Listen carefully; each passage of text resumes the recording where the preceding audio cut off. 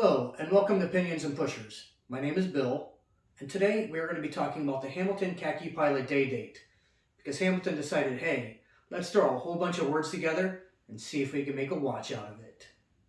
But before we talk about this beauty, customary wristwatch check.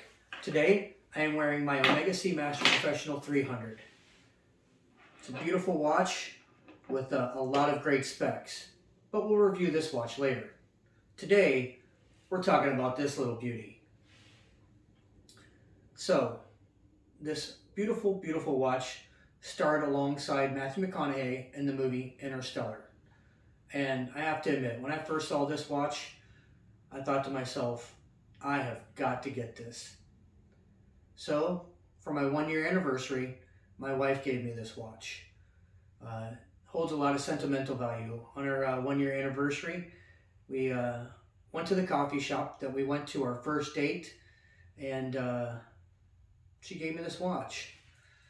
So, like the good little boy, I broke out the tools, which I had handy with me, and adjusted the bracelet and put it on, and I have to say this is probably one of the watches I wear more than any other watch. But even if this wasn't a 1-year anniversary gift, I'd still wear this watch often. And here's why. I have a 7-inch wrist, and normally I don't like to wear big watches. I know I just showed you this big old 42mm beast, and of course, the Omega Seamaster Professional 300. Well, this ain't no little watch either. But I gotta be honest with you. My favorite watches are anywhere between 36mm and 40mm. I normally don't like a big watch.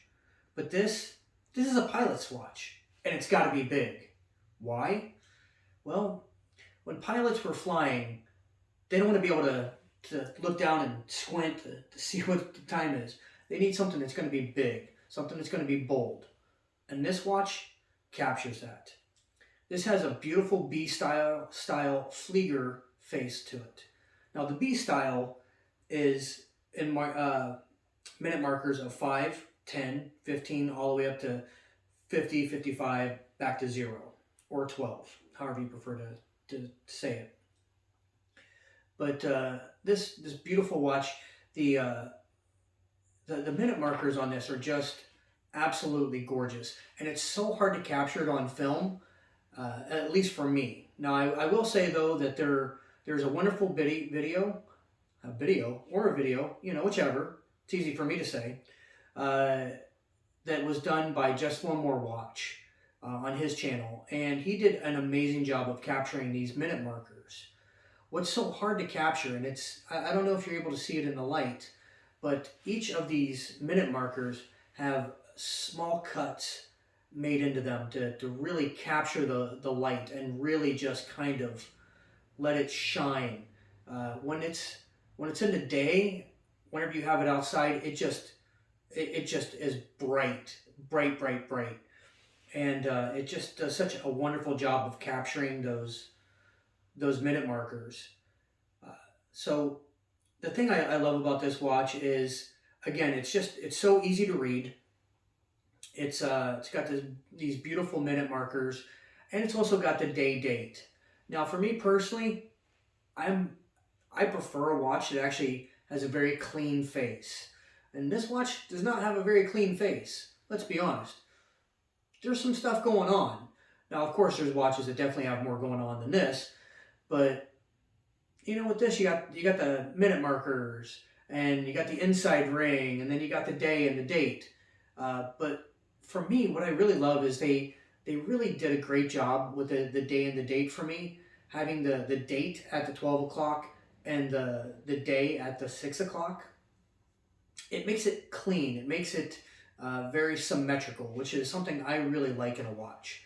For me, if I'm going to have a date, I prefer to have it at the 6 o'clock, right? Just like on my Omega Seamaster Professional 300. But, you know, this watch does an amazing job of doing both, being able to have that day and the date in a very symmetrical up, down, 12 o'clock, 6 o'clock position. One of the other things I really love about this watch is the specs. So this has an ETA or an ETA movement but it's been modified by Hamilton. So it's got this wonderful H40 movement, which has an 80-hour power reserve. And you hear people talk all the time, oh, you can set this down on your nightstand on a Friday night and pick it up on a Monday morning. Well, you know, you could probably go a few more hours after that. Maybe pick it up on a Monday afternoon or maybe even a Monday night. So, but it's just got this really, really great power reserve that I absolutely love. I also really love the finishing on this watch. It's got this amazing brushed finishing that just, I don't know, for me, when I'm working with a tool watch, I love to have some brushed finishing, right? That's the one thing I will say that I think Hamilton does really well. The same with, actually the same with quite a few brands. Rolex obviously does an amazing job with their Oyster bracelets. Omega, I think, does an amazing job with it. But for the price point, this is just, it's such a good buy for the price point. Now this beautiful watch, here, let me pull up the stats. What is it going for right now? So it retails at $945. Now, I'm going to tell you, honestly, do I think this is a $945 watch? I do. I absolutely think that below $1,000, this is a great buy for the price. But I'm going to tell you that if you go on Joma Shop or Chrono24 or WatchMax, there are multiple websites out there that are gray market. You can get this exact same watch considerably cheaper, 20-30% off. So for me, buying a watch like this, I'm okay with going gray market. You know, I'm not worried about this it breaking or anything like that. If the movement breaks, I can take it to my local jeweler and get it worked on because it's got this wonderful ETA movement in it that can be worked on by almost any jeweler in my area. Now, granted, I have one nearby that I really like to go to, and they've been in business for 75 years, and they do an amazing job. But for me, I don't mind going to a gray market dealer for a watch like this.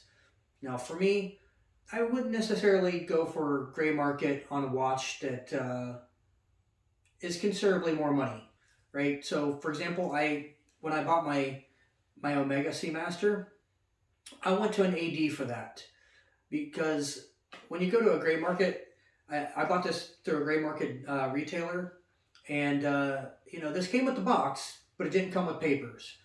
It did come with a 2-year warranty through that company, which is great for a Hamilton. Something under $2,000 for me. Okay, if I need to get this fixed, like I said, I'll just take it to my local, you know, my local jeweler. But for something like this, it's got a complex movement in it, something that's really robust. Well, for me, I want to make sure that I actually have the warranty on it. So, but again, I mean, for even a retail price of this watch, $945, you can't go wrong. And honestly, if you go to a local AD and you see one of these, you could probably get a discount. So just ask them. But let's talk about what I really love about this watch, and then we'll get to a couple things that I kind of wish they had done differently. So, as you know, I absolutely love these minute markers. I think they're just amazing. They're beautiful. They just pick up that light just so wonderfully. I love the fact that it's got this big, easy to read face.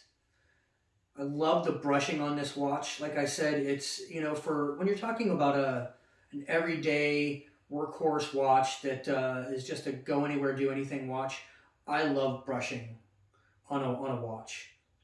But what I also love too is just in some areas you've got this beautiful polishing, like around the bezel. So you got this beautiful polishing around the bezel. You have it here. It just picks up the light in just the right way to really show you that they really cared about what they were doing with this watch. The other thing I really love about this watch is I love the display case back. I am a sucker for a display case back. Now, granted, this isn't going to be as decorated as, say, an Omega or you know, a Grand Seiko or a Patek Philippe. You know, but those watches are costing considerably more money. But for what it is, it's got a really pretty display case back It's utilitarian, and for me, I like that. I really do like the clasp. Again, for this price point, what do you really expect? You're not going to get the same type of clasp that you're going to have on something much more expensive. But it's got a nice signed clasp, right? It says Hamilton there. You open it up. It's got the double action deployant, and it says Hamilton right on the inside. So it's just got this really beautiful clasp that just, I don't know if you can hear it, but it just clicks into place. It's also got these 3 micro adjustments on here, so that way, if you need to, for me, I live here in Florida. Sometimes your wrist swells a little, gets a little hot outside, or maybe you've gained a little bit of weight. I know I have. So, maybe you got to move that clasp a little bit. So, here are the things those are the things that I do love about the watch. Let's talk about some of the things I don't like about the watch. So, it's got 100 meters of water resistance, which is a plus. But what I don't like is it doesn't have a screw down crown. Now, I know I've heard other people talk about, you don't really need to have a screw down crown. But I got to be honest. For me, my personal opinion, if I'm going to have a watch that's 100 meters of water resistance, I want it to have a screw down crown. Just because, for me, I worry about that. I worry about taking it into the pool and getting it wet. I've heard stories of people getting moisture under the sapphire glass, which again is a really good selling point for this watch. It's got a beautiful sapphire glass with the anti-reflective coat on the bottom. Now, I will say it's only on the bottom, and it does sometimes pick up some glare. But honestly, I've never really had a hard time reading the time on this watch. I do, for me, again, wish the watch was just a teeny bit smaller. I know, it's a Flieger watch and it's supposed to be big. But for me, I would have liked something right around 40 millimeter, which is actually why I bought the Air King. So I have the Rolex Air King, which also has the, it's the number 5 special. Let's just put it that way. But it's got that beautiful B-type face also, but it's a little smaller. It's a little more refined. But anyhow, back to this beautiful watch. So the one thing I didn't really like about it, I wish it had a screw down crown. I also wish that I wish it had better micro adjustments. Maybe one more, or maybe something that would just make it a little easier to switch it in and out.